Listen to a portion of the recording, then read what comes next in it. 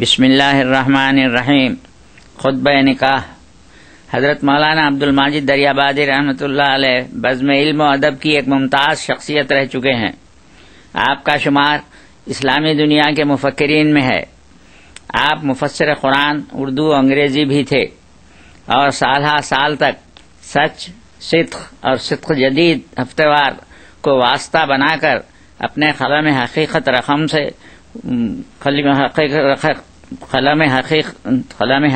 رقم کے ذریعے اس امت کی خدمت کر چکے ہیں اور بصلاح و فلاح کا کام ہمیشہ تاریخ کے صفحات میں یادگار رہے گا۔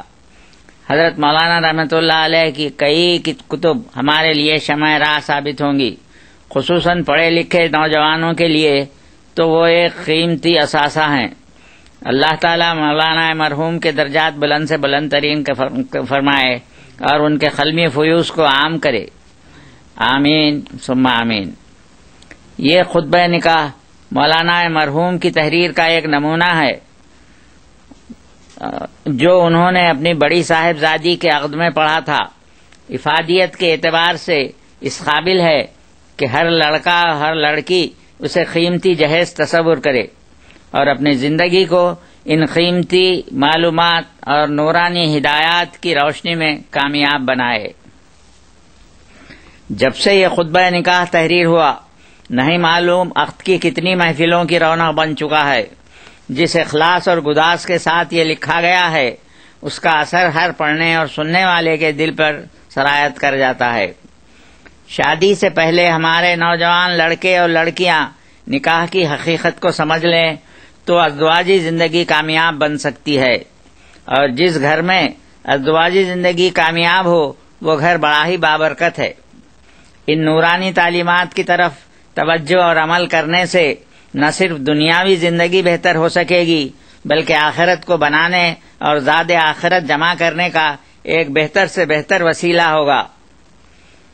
الحمدللہ الذی نستعینہ ونستغفرہ ونعوذ باللہ من شرور انفسنا من یہدہ اللہ فلا مضل لہ ومن یضللہ فلا ہادی لہ واشہد ان اشہد ان لا الہ الا اللہ واشہد ان محمدا عبدہ ورسولہ یا ایھا الذین آمنوا اتقوا اللہ حق تقاتہ ولا تموتن الا وانتم مسلمون یا ایھا الناس اتقوا ربکم الذی خلقکم من نفس واحدہ وخلق منها زوجها وبث منهما رجالا كثيرا ونساء واتقوا الله الذي تساءلون به والارحام ان الله كان عليكم رقيبا يا ايها الذين امنوا اتقوا الله وقولوا قولا سديدا يصلح لكم اعمالكم ويغفر لكم ذنوبكم ومن يطع الله ورسوله فقد فاز فوزا عظيما۔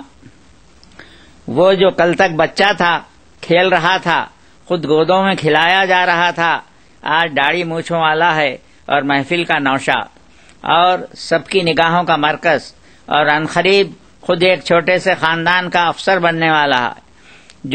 جو ابھی کل تک ننھی منی بچی تھی، ماں کے گھٹنوں پر بیٹھنے والی، گھٹنیوں کے بل چل رہی تھی، گودوں میں پل رہی تھی، گڑیاں کھیلنے والی خود گھر بھر کی گڑیا تھی، آج قبول کر رہی ہے عملی دنیا کی سب سے بڑی ذمہ داری کو، قول دے رہی ہے کہ اب خود دوسروں کو پالے گی، بڑھائے گی، پڑھائے گی، پروان چڑھائے گی، آج سے لڑکی نہیں عورت کہلائے گی۔ بچپن کی معصومیت، دونوں کی رخصت، ایک کے سر پر آئندہ کی فکروں کا، ذمہ داریوں کا بار، دوسری کی آنسوؤں کی جھڑی میں خدائے رحمان و رحیم سے اپنے نصیب کے کھلنے اور کھلنے کی پکار۔ شریک بزم بیاہے ہوئے مرد اور پس پردہ بیاہی ہوئی عورتیں بیویاں یاد کر لیں سرد آہوں کے ساتھ وہ گھڑی جب یہ سنہری ہتھکڑی اول خود ان کے ہاتھ میں پڑی تھی۔ خطبہ مسنونہ تو ابھی عربی میں پڑھا گیا، اکثر کے لیے غیر مفہوم، معنی و مطلب غیر معلوم۔ ذرا اس کی شرح اپنی بول چال میں سن لیجئے کہ آپ کے رسول صلی اللہ علیہ وسلم نے کیا فرمایا ہے، پھر اپنے عمل سے اس کا تقابل کر لیجئے۔ الحمدللہ، سب تعریف اللہ کو خطبے کی ابتدا ہوتی ہے حمد الہی سے کہ ہر مسرت کا، ہر نعمت کا مبدا و منتہا وہی ایک ذات ہے، اللہ اللہ۔ حمد کس کی زبان سے؟ اس کی زبان سے جو خود حمد کیا گیا۔ نستعینہ و نستغفرہ، ہم اسی سے مدد مانگتے ہیں اور اسی سے مغفرت۔ یہ طلب و درخواست ہے اللہ سے، دنیا میں اعانت کی اور آخرت میں نصرت کی۔ دعا ہے کہ دنیا میں وہی کار سہارے کام بنائے اور آخرت میں اپنی مرضیات کے ثمرے سے مالا مال کرے۔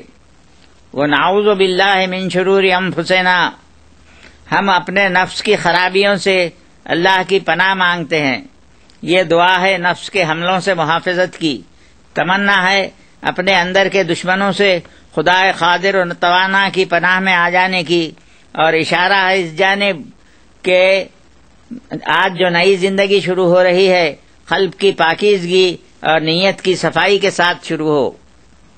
من یہدی اللہ فلا مضل لہ ومن یضللہ فلا ہادی لہ، جسے اللہ راہ ہدایت دکھا دے اسے کوئی گمراہ کرنے والا نہیں، اور جسے وہ گمراہ کر دے اسے کوئی راہ ہدایت دکھانے والا نہیں۔ یہ اقرار ہے اس عالمگیر حقیقت کا کہ ہدایت و ضلالت تکوینی طور پر سب اسی ایک کے ہاتھ میں ہے، اور جس نئی زندگی میں قدم رکھا جا رہا ہے اس میں ہر وقت ایمان کی کشتی امید و بیم کے دوآبے میں ہے۔ وَأَشْهَدُ أَن لَا إِلَٰهَ إِلَّا اللَّهُ وَأَشْهَدُ أَنَّ مُحَمَّدًا عَبْدُهُ وَرَسُولُهُ، اور گواہی دیتا ہوں میں کہ کوئی معبود نہیں ہے بجز اللہ کے، اور گواہی دیتا ہوں میں کہ محمد اس کے بندے اور رسول ہیں۔ یہ گواہی کس چیز کی ہے؟ اس کی اطاعت کے مستحق صرف اللہ کے احکام ہیں، انسان کے ذہن کے تراشے ہوئے نظریے اور فلسفے نہیں۔ صداقت وہی ہے، حقیقت وہی ہے جو اللہ کے ہاں سے نازل ہوئی ہے، وہ نہیں جسے خاک کا پتلا اپنے ذہن سے گڑے، اور گواہی اس چیز کی کہ وہاں سے اترے ہوئے احکام معتبر و مستند وہی ہیں جو اس کے بندے محمد کے ذریعے سے ہم تک پہنچے ہیں۔ نہ یہ کہ کوئی بھی مدعی حق شناسی کا جس دعوے کو چاہے اللہ کے جانب منسوب کر دے۔ یہ دلیرانہ اعلان ہے دنیا کے سامنے اس حقیقت کا کہ حکمتیں اور صداقتیں جتنی بھی ہیں سب سمٹا کر اسلام کے قانون کے اندر آ گئی ہیں۔ ایمان کی یہ تجدید آپ نے رسول صلی اللہ علیہ وسلم کی زبان سے سن لی۔ کوئی مناسبت ہے اس سے ہمارے آپ کے ہاں کے شادی کے رخوں، دعوت ناموں کو، تہنیت ناموں کو اب پروردگار کا کلام شروع ہوتا ہے۔ یا ایھا الذین آمنوا اتقوا اللہ، اے ایمان والو ڈرو اللہ سے۔ پہلی بات جو ارشاد ہوئی غور کر کے سنیے، یہ نہیں کہ خوش ہو آج خوشی کا دن ہے اور مسرت کی گھڑی ہے، بلکہ یہ ہے کہ ڈرو اللہ سے۔ یہ ڈرایا کس چیز سے جا رہا ہے؟ کفر و شرک سے تو یہاں مراد نہیں ہو سکتی، اس لیے کہ خطاب کافروں سے نہیں مومنین سے ہے، اور مومن وہ ہے جو ان ہلاکتوں سے پہلے ہی ڈر چکا، جب ہی تو ایمان لایا یا ایمان پر قائم رہا۔ مراد یہ ہے کہ اللہ سے ڈر پیدا کرو اور ڈرتے رہو اپنے اقوال میں، اپنے اعمال میں۔ جس نئی زندگی میں آج تم قدم رکھ رہے ہو اس کا تکیہ، اس کا سہارا بناؤ اسی خوف خدا کو، اسی خشیت الہی کو۔ آئندہ کی ساری مسرتوں اور راحتوں کا راز یہی خوف خدا ہے۔ ایک مرد اور ایک عورت دونوں دنیا کے کاروبار میں ناتجربہ کار ایک زبردست اور مستحکم معاہدہ کر رہے ہیں ایک دوسرے سے اللہ کا نام لے کر۔ اس معاہدے کی کنجی اسی کے نام کی یاد ہے، حق تقاتہ ہی، جیسا کہ حق ہے ڈرنے کا۔ یہ ڈر محض لفظی، رسمی اور سرسری نہ ہو۔ آج قدم امتحان گاہ میں رکھ رہے ہو، ایک ہستی جو نسبتاً کمزور ہے دے رہی ہے اپنی عزت، اپنی جان، اپنے مال کو دوسرے کی حفاظت میں، اور عہد کر رہی ہے اس کی اطاعت کا۔ دوسری ہستی جو نسبتاً قوی ہے قول دے رہی ہے دوسرے کو اپنی رفاقت میں، حفاظت میں، کفالت میں لینے کا، اور اپنی طرف سے محبت و حسن سلوک کا۔ اس بار عظیم کی برداشت اگر ممکن ہے تو صرف تقوی الہی سے۔ وَلَا تَمُوتُنَّ إِلَّا وَأَنْتُمْ مُسْلِمُونَ، اور جان نہ دینا مگر اس حالت میں کہ تم فرما بردار ہو، اسلام کے قانون کی ماتحتی میں جس طرح دنیا میں بسر کر رہے ہو، اسی تماشا گاہ فنا سے عالم بقا کی طرف رخصت ہونا تو کلمہ پڑھتے ہوئے اسی سچے دین کا، اسی سچے آئین کا ازدواجی زندگی میں جب سابقہ 365 دن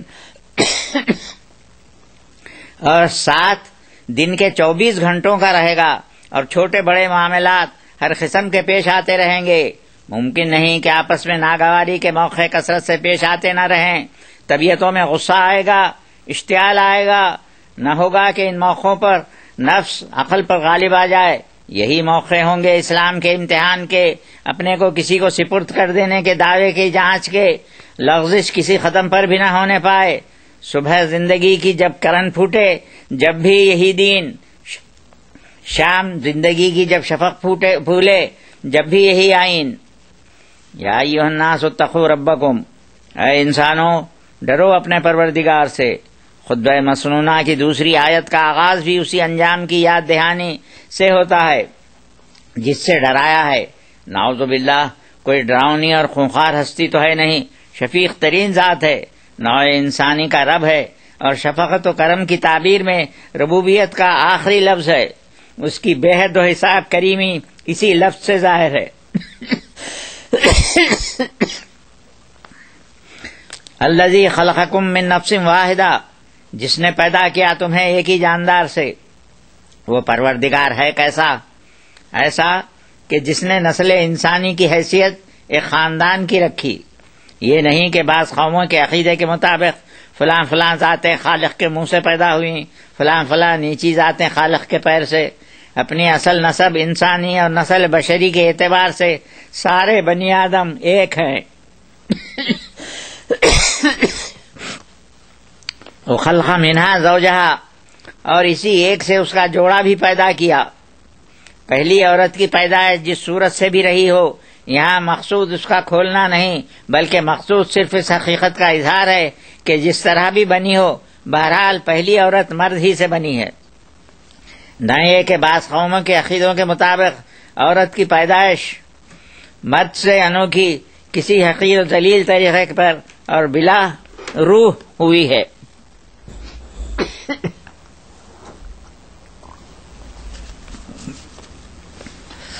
وَبَثَّ مِنْهُمَا رِجَالًا كَثِيرًا وَنِسَاءً، اسی ایک جوڑے سے ساری نسل انسانی چلا دی اور اتنی بڑی تعداد میں مردوں اور عورتوں کو پیدا کر دیا جس کا نہ شمار ممکن ہے نہ حساب۔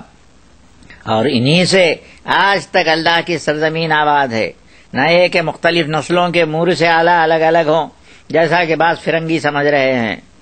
وَاتَّقُوا اللَّهَ الَّذِي تَسَاءَلُونَ بِهِ، اور ڈرتے رہو اللہ سے جس کے واسطے سے ایک دوسرے سے سوال کرتے ہو۔ اور جب ان بنیادی حقائق کا اعلان ہو چکتا ہے تو ایک بار پھر تاکیداً ارشاد ہوتا ہے کہ ڈرتے رہو اپنے معاملات میں اسی اللہ سے جس کا نام لے لے کر ایک دوسرے سے اپنے حقوق کا مطالبہ کرتے رہتے ہو۔ شوہر توقع رکھتا ہے کہ بیوی اس کی اطاعت کرے، خدمت کرے، کہ دین نے یہ شوہر کا حق رکھا ہے۔ بیوی کو آس رہتی ہے کہ شوہر اس کی کفالت کو، رفاقت کو پوری طرح ادا کرے، کہ دین میں یہ بیوی کا حق رکھا ہے۔ جس نے اللہ اور اس کے رسول کی اطاعت اختیار کی، یقیناً وہ پہنچ گیا بڑی کامیابی کو۔ لیکن دونوں یہ یاد رکھیں کہ جس نے ہر ایک کو یہ حق دلائے ہیں، اس نے ہر ایک کے ذمے دوسرے سے متعلق فرائض بھی عائد کر دی ہیں، سو ڈرتے رہو اپنے اسی اصلی حاکم سے۔ والارحام، اور ڈرو حقوق قرابت کے بارے میں۔ اللہ سے ڈرنے کے باب میں اجمالاً تو تمام فرائض کی نگہداشت آ گئی، تاہم مناسبت مقام سے تصریح کے ساتھ ارشاد ہوا کہ خرابتوں کے باب میں ڈرو، اور خرابتوں میں میاں بیوی والی خرابت ازدواجی خرابت سے بڑھ کر اور کیا ہو سکتی ہے کہ بالآخر تمام رشتوں اور خرابتوں کی بنیاد اسی پر جا کر ٹھہرتی ہے۔ ارحام کا لفظ ہی تصریح کے ساتھ نہیں لایا گیا، بلکہ اس کا عطف بھی لفظ اللہ پر کر کے کس درجے اہمیت اس رشتہ زوجیت کی دکھا دی ہے۔ ان اللہ کان علیکم رقیبا، بے شک اللہ تمہارے اوپر ہر وقت نگران ہے۔ آیت کا خاتمہ اس مراقبے پر ہوتا ہے کہ جس نے یہ کام دیے ہیں وہ حاضر و ناظر ہے، عالم کل ہے، آج عالم کل ہے، آج اسے رتی رتی بھر کی خبر تمہارے معاملات کی، حالات کی، زیادتیوں کی ہے، کل باس پرس ان سے متعلق ہو کر رہے گی۔ اب خطبہ مسنونہ کی تیسری آیت، جو در حقیقت 2 قرآنی آیتوں کا مجموعہ ہے، ملاحظہ ہو، یا ایھا الذین آمنوا اتقوا اللہ وقولوا قولا سدیدا، اے ایمان والو ڈرو اللہ سے۔ گویا آغاز پھر خوف خداوندی ہی کی یاد دہانی سے ہو رہا ہے، اور جو بات کرو سیدھی جنچی تلی کرو۔ بے احتیاطیاں سب سے زیادہ زبان ہی کے سلسلے میں سرزد ہوتی ہیں، اس لیے باب کلام کا ذکر خصوصیت کے ساتھ کیا گیا۔ میاں بیوی کا رشتہ ہے، 24 گھنٹوں کا سابقہ، بات چیت کے موقع، ہر منٹ، ہر لمحہ، ہر گھڑی، ہر آن۔ موضوع گفتگو کوئی ایک چیز نہیں، چھوٹی بڑی ہر چیز، ہنسی دل لگی بھی، صلاح و مشورہ بھی، گلے و شکوے بھی۔ زبان پر قابو نہ ہوا تو رسوائیوں کے در اور رنجشوں کے دروازے ہر وقت کھلے ہوئے، جھگڑے بکھیڑے قدم قدم پر دھرے ہوئے۔ کبھی میاں نے بے خیالی میں سخت بات کہہ دی، بیوی کے دل میں نشتر کی طرح اتر گئی۔ کبھی بیوی زبان درازی کر بیٹھی، شوہر کے دل میں پھانس عمر بھر کے لیے گڑ گئی۔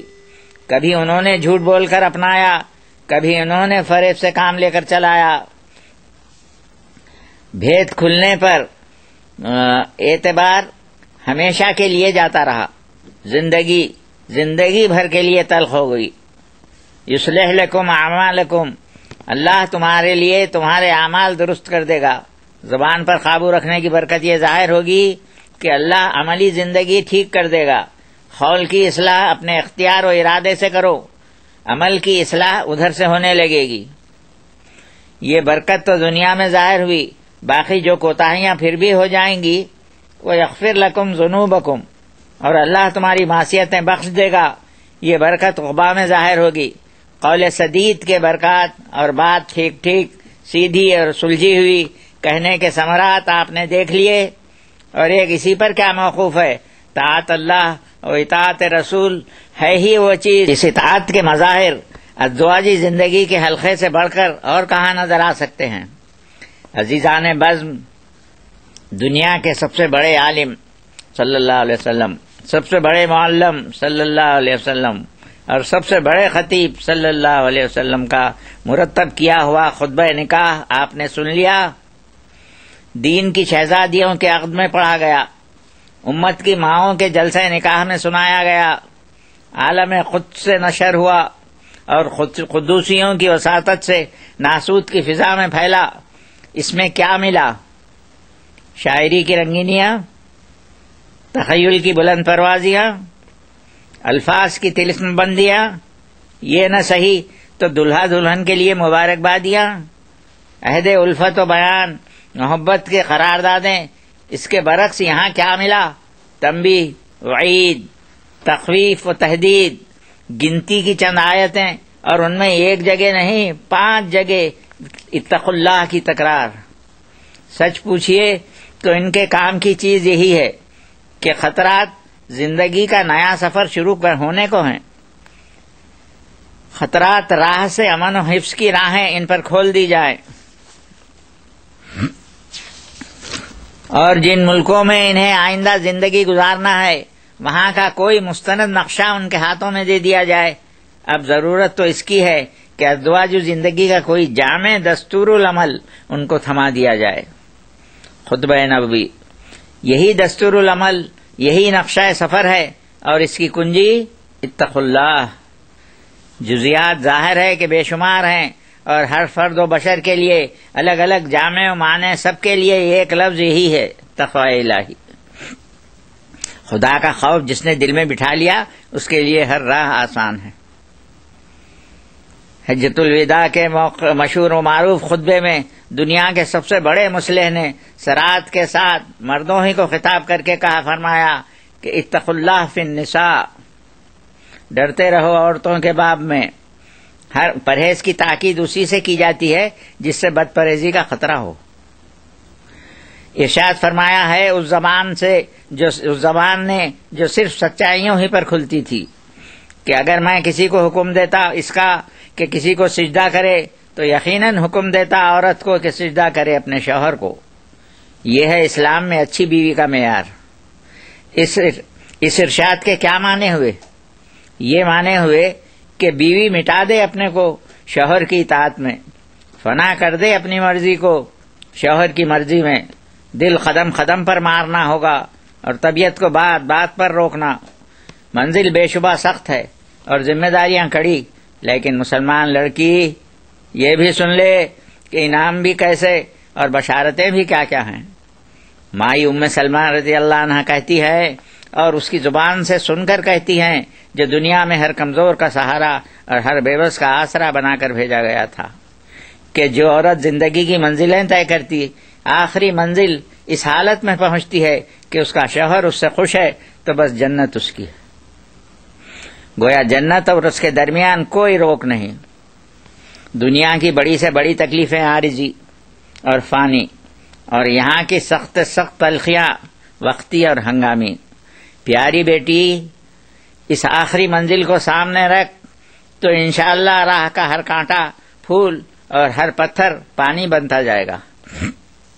اللہ تیرا نصیب کھول دے۔ جس کے ساتھ عمر بھر نباہ کرنا ہے اس کے دل پر اللہ تجھے حاکم بنا دے۔ عمر بھر تجھے کنیزی نصیب رہے جنتی بیویوں کی سردار فاطمہ الزہرا رضی اللہ عنہا کی۔ اور اے سمیع و بصیر، جب وقت آئے تیرے دربار میں اس بندی کی حاضری کا تو اس کے نصیب پر پرتو پڑے خوش نصیب خدیجۃ الکبریٰ رضی اللہ عنہ کے نصیب کا، اور اس کے نصیب پر سایہ ڈالے خوش نصیب عائشہ صدیقہ رضی اللہ عنہ کا نصیب۔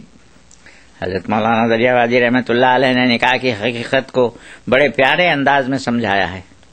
خود پر بیتے ہوئے خیالات کا، اپنے بچپن اور جوانی میں شادی کا جو تصور تھا وہ بیان کرتے ہوئے فرماتے ہیں کہ جب اپنی شادی کا خیال آیا تو اس کے معنی چند دلچسپیوں اور چند تفریحوں تک محدود رہے۔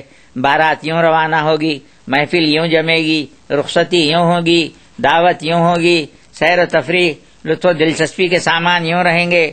گویا ازدواجی زندگی اپنی عظیم الشان وسعتوں اور بے نہایت پیمائشوں کے ساتھ سمٹ آئی تھی۔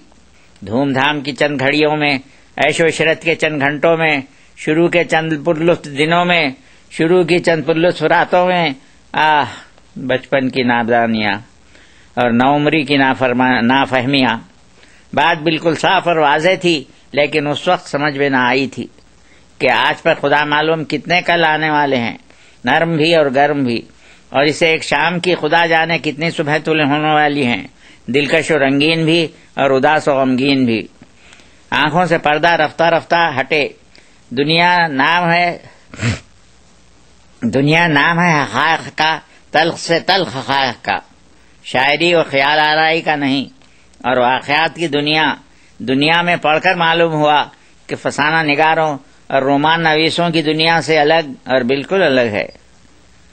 پھر مولانا فرماتے ہیں، معاش کا سوال چھڑا، اولاد کا سلسلہ چلا، مایوسیاں بھی راہ میں آئیں، معذوریاں بھی، بیماریوں کی دکھن بھی پیش آئی، ناکامیوں کی چبھن بھی۔ یہ منزلیں وہ ہیں جن سے ہر راہرو کو گزرنا ناگزیر ہے۔ مرد وہ ہے جو یاد رکھے ان سب موقعوں پر اپنی ذمہ داریوں کو، خالق کے سامنے اپنے ایک ایک قول اور ایک ایک عمل کی پیشی کو۔ یہ راز ہے اتقوا اللہ کی تکرار کا۔ یہ معنی و مفہوم ہے محفل نکاح میں ایجاب و قبول کے۔ شوہر نے دعوت دوست احباب کی بڑی دھوم سے کی، بیوی کی ذرا سی بے توجہی سے یا بد انتظامی سے عین وقت پر نظام درہم برہم ہو گیا۔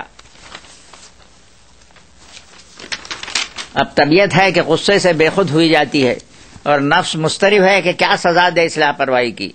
یہ موقع ہے اتقوا اللہ پر عمل کا۔ شوہر مدت کے بعد پردیس سے گھر واپس آتا ہے کہ بیوی سے یوں مزے مزے کی باتیں ہوں گی۔ گھر پہنچا تو دیکھا کہ بیوی کی طبیعت سخت ناساز ہے، معمولی بات چیت بھی مشکل، طبیعت میں جھنجھلاہٹ کیسی کچھ پیدا ہو کر رہی۔ یہ وقت ہے اتقوا اللہ کو یاد کرنے کا۔ میاں بیوی میں بات چیت معمولی ہنسی دلگی سے شروع ہوئی، بیوی کی زبان سے بات کوئی ایسی نکل گئی کہ میاں کے دل میں چبھ گئی اور غصے کا پارا چڑھ گیا۔ یہ گھڑی ہے اتقوا اللہ کی قدر کرنے کی. خوب غور کر کے دیکھ لیا جائے دنیا میں جس قدر بھی رنجشیں جن اسباب سے بھی واقع ہوتی رہتی ہیں وہ سب پیدا کہاں سے ہوتی ہیں؟ ظاہر ہے کہ سابقے سے. اگر سرے سے کوئی سابقہ ہی نہیں تو کسی نزاع کسی بے لطفی کا امکان ہی نہیں. اب دنیا میں کوئی رشتہ کوئی تعلق اس میاں بیوی کے رشتے سے بڑھ کر ایک دوسرے سے سابقہ رکھنے والا اشتراک رکھنے والا ہے؟ 24 گھنٹوں کا ساتھ چولی دامن کا تعلق، یہ اس کے ہر راز سے واقف، وہ اس کے ہر بھید سے خبردار. مرد نیک سا نیک سہی، بیوی مطیع سے مطیع سہی. یہ کیوں کر ممکن ہے کہ تصادم کی صورتیں پیش نہ آتی رہیں؟ اور قوت چونکہ عام طور پر شوہر ہی کے ہاتھ میں رہتی ہے اس لیے قدرتاً اس کے استعمال کی تحریک بھی اسی کے نفس میں زیادہ ہوتی رہتی ہے. پھر رشتے کی نوعیت یہ کہ بیوی کی جان پر جو کچھ بھی گزرے باہر والوں کو خبر تک نہ ہو. شوہر کو اپنی نہ رسوائی کا اندیشہ نہ انتقام کا خوف. ان تمام موقعوں پر ایسے سارے حالات میں کون سی شے ایسی ہے جو شوہر کو قابو میں اس کے مزاج کو حدود میں رکھ سکے؟ ہاں، ان موقعوں پر ایسے سارے حالات میں کون سی شے ایسی ہے جو شوہر کو قابو میں اور اس کے مزاج کو حدود میں رکھ سکے بجز اس ایک شے کے جس کا نام خوف خدا تقوی الہی ہے.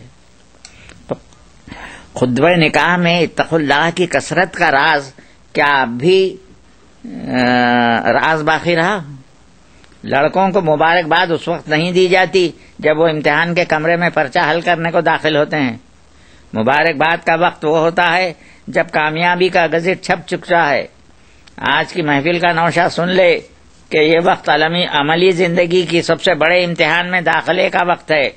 نکاح کا وقت بلوغ کے بعد ٹھہرایا گیا ہے اور رضامندی معتبر بالغی کی ہوتی ہے، لیکن خود بلوغ کے معنی کیا ہیں؟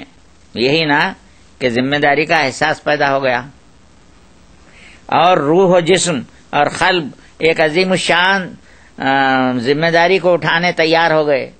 نفس خوش نہ ہو کہ عمر بھر کے لیے خدمت کو ایک باندھی ہاتھ آ گئی. یہ تخیل اور جہاں کہیں کا بھی ہو اسلام کا تخیل یقیناً نہیں ہے. وقت غفلت کے خہخہوں کا، عیش و مسرت کی تالیوں کا، مقام قلب سلیم کے ڈرنے اور لرز جانے کا ہے کہ ایک عظیم الشان امانت سونپی جا رہی ہے اور ایک اپنے برابر کی انسانی ہستی کی خبرگیری کا بار سر پر آ پڑنے کو ہے. امتحان گاہ کو تو عیش کی مجلس نہ سمجھ. اب تک صرف کھانا تھا، اب کھلانا بھی ہوگا. اب تک صرف پہننا تھا، اب پہنانا بھی ہوگا. جب اور جس وقت خود پہنا اس وقت اسی طرح پہنانا بھی. وہ تکسوہا اذ اقتصت. اور سب سے بڑھ کر یہ کہ اعتراض و عیب جوئی سے، نکتہ چینی سے، دل شکنی سے زبان روکنی ہوگی. ولا تقبو. ارشاد یہ نہیں ہوا کہ جھوٹے عیب نہ نکالے جائیں. عیب سچے یا جھوٹے کسی طرح کے بھی نہ نکالے جائیں. اور پھر نکتہ یہ کہ کھلانا پہنانا جو کچھ بھی ہوا احسان سمجھ کر نہیں، بیوی کا حق اور اپنا فرض سمجھ کر ہو. اور ان معاملات کو برتنے کا طریقہ بہتر سے بہتر اور شائستہ سے شائستہ ہو. ترمذی کی حدیث شریف میں ہے کہ ہمارے آقا صلی اللہ علیہ وسلم نے فرمایا تم میں سے بہتر وہ ہیں جو بہتر ہوں اپنی عورتوں کے حق میں. نیکی و بزرگی کا معیار یہ نہیں ارشاد ہوا کہ کون باہر والوں کے ساتھ کیسا ہے، پبلک پلیٹ فارم پر کس روپ میں آتا ہے، بلکہ یہ کہ اپنی رفیق حیات کے حق میں اپنی شریک حیات کے ساتھ کس طرح پیش آتا ہے. اب دعا کرتا ہوں کہ اے کمزوروں کے سننے والے اس جوڑے کی دنیا و آخرت کو سنوار دے اپنے بندے علی مرتضیٰ اور اپنی بندی فاطمۃ الزہرا کی طرح. اے اللہ ان میں باہمی الفت و محبت قائم رکھ، آج ہی نہیں اس وقت بھی جب ان کے بالوں کی سیاہی سفیدی میں تبدیل ہو کر رہے. اے اللہ حفاظت کر ان کی قدم قدم پر دنیا کے فتنوں سے. اللہ ان کی دنیا کو ہر طرح کامیاب، بامراد و با اقبال بنا اور ان کی عقبا کو ہر طرح سنوار دے، نکھار دے. اس عالم میں رہیں عیش و کامرانی کے ساتھ، اس عالم میں حاضر ہوں سرخ روئی و خندہ جبینی کے ساتھ، چمکتے ہوئے چہروں اور دمکتے ہوئے مکھڑوں کے ساتھ آئیں اور تیری مرضیات کی جنت میں داخل ہو تو ہم سب کو اپنے ہمراہ لیتے ہوئے آمین یا رب العالمین.